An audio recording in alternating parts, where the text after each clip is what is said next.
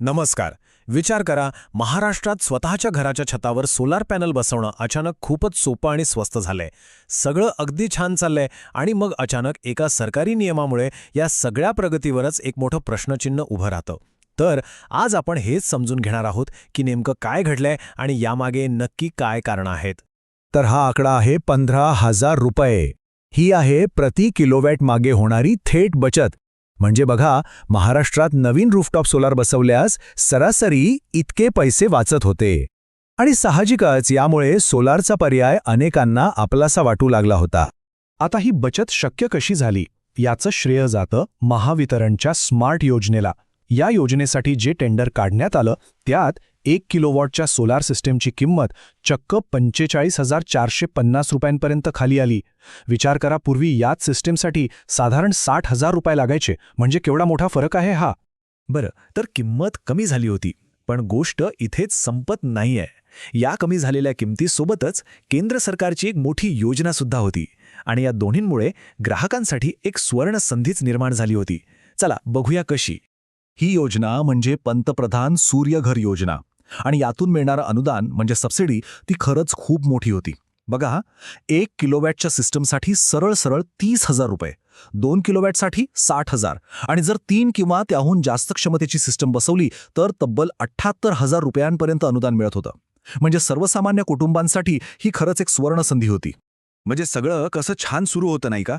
System स्वस्त झाली होती, सरकारकडनं मोठी सबसिडी मिळत होती आणि मग अचानक एक नवीन अनपेक्षित नियम येतो आणि या सगळ्या प्रगतीच्या गाडीला असा काही ब्रेक लागतो की सगळेच हैराण होतात. ती तारीख होती 13 फेब्रुवारी 2026. याच दिवशी सगळं चित्र बदललं. महावितरणने कोणत्याही अधिकृत परिपत्रक काढलं नाही, कोणतीही पूर्वसूचना दिली नाही.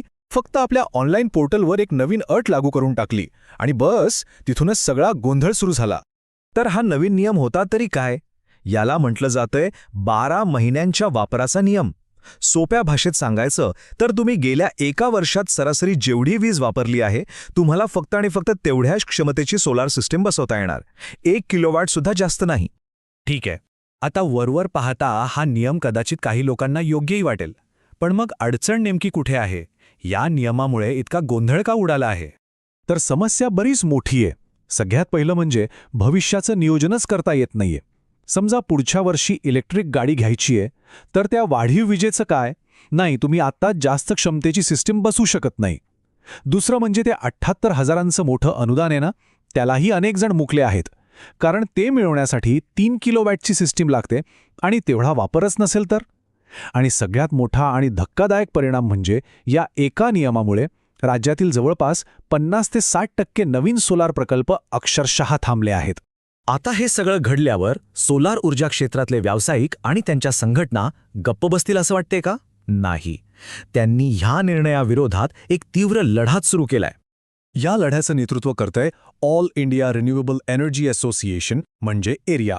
त्यांचे प्रतिनिधी हनुमंत भोसले यांनी अगदी स्पष्ट शब्दांत सांगितले की हा एक मनमानी निर्णय असून वीज कायदा 2003चं उल्लंघन आहे, जो ग्राहकांना स्वतःच्या वापरासाठी वीज निर्माण करण्याचा अधिकार देतो. म्हणजे एरियाचं म्हणणं सरळ आहे, हा निर्णय फक्त मनमानी नाही तर तो बेकायदेशीर आहे. चला आता या वादाच्या मूळ मुद्द्यांवर येऊया. महावितरणची बाजू काय आहे आणि त्याला एरियाचं सडेतोड उत्तर काय आहे हे आपण एक एक करून पाहू. तर बघा, महावितरणचा पहिला दावा असा आहे की लोक जास्त सबसिडी मिळवण्यासाठी गरजेपेक्षा मोठी सिस्टीम बसवतायत.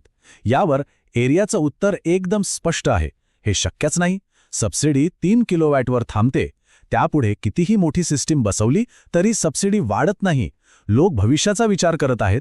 मग महावितरणचा दुसरा आरोप की घरगुती सबसिडीचा वापर व्यावसायिक कामांसाठी होतोय. यावर एरियाचा सवाल आहे की अहो, अधिकाऱ्याच्या सहीशिवाय हे होऊच कसं शकतं? आधी अंतर्गत भ्रष्टाचाराची चौकशी करा, ग्राहकांना दोष का देता? आणि तिसरा मुद्दा की विक्रेते ग्राहकांवर दबाव टाकतात. यावर एरियाचं म्हणणं आहे की राष्ट्रीय पोर्टलवर ग्राहकाला आपला विक्रेता निवडण्याचं पूर्ण स्वातंत्र्य आहे, तिथे कसला दबाव? आणि हा आहे या सगळ्या वादाचा सर्वात महत्त्वाचा कायदेशीर मुद्दा. एरियाच्या म्हणण्यानुसार कायद्यात स्पष्ट तरतूद आहे की 10 किलोवॅटपर्यंतच्या सोलार सिस्टीमसाठी कोणत्याही तांत्रिक अभ्यासाची गरज नाही. असं असतानाही महावितरण आपल्या पोर्टलवर असे निर्बंध लादून सरळ कायद्याचंच उल्लंघन करतंय. तर आता या संघर्षात पुढे काय होणार? लढाई कुठल्या दिशेने जाणार आहे? एरियाने आता पूर्णपणे आक्रमक पवित्रा घेतलाय. त्यांनी मुंबई उच्च न्यायालयात आणि मर्सीकडे याचिका दाखल केल्या आहेत.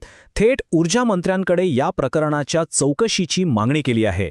आणि इतकंच नाही तर हा नियम मागे घेतला नाही तर राज्यभर मोर्चे आणि उपोषण करण्याचा इशाराही दिलाय. आणि या निर्णयाचा परिणाम किती मोठा आहे हे एरियाच्या संचालिका श्रेया मिश्रा यांच्या शब्दांतून स्पष्ट होतं. त्या म्हणतात की महावितरणच्या निर्णयाचा तब्बल 70% ग्राहकांवर परिणाम झाला आहे आणि आमची मागणी एकच आहे, 10 किलोवॅटपर्यंतच्या सिस्टीमला विना अट मंजुरी द्या. तर शेवटी प्रश्न हाच उरतो की महाराष्ट्राच्या सौर ऊर्जेचं भविष्य कोण ठरवणार? सरकारी धोरण की त्याविरोधात उभं राहिलेले हे आंदोलन? हा एक असा प्रश्न आहे जो आपल्याला विचार करायला भाग पाडतो.